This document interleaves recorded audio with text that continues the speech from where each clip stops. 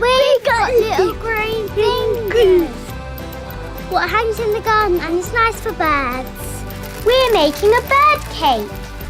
In the winter, when there's not much food about, help feed the birds. Now find a nice pot. How about a nice yogurt? Make a nice big hole. You get the string. That'll be about enough. Okay, Sid, cut it just there. Put a piece of string through it. And we tie a knot in it.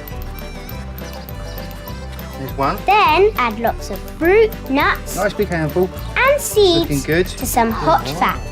And mix. Okay, we're going to put it in the pots now. Push it down.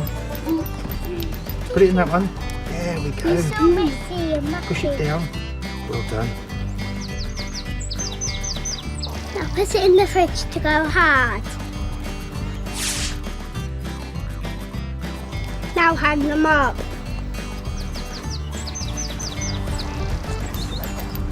There we go. Sid, you first. There we go. Make sure the cats can't reach it. Perfect, thank you. Sid, you hold that like that, and we'll find the rod for you to put it on. I'm done. I did it really high up. Excellent, well done. There we go.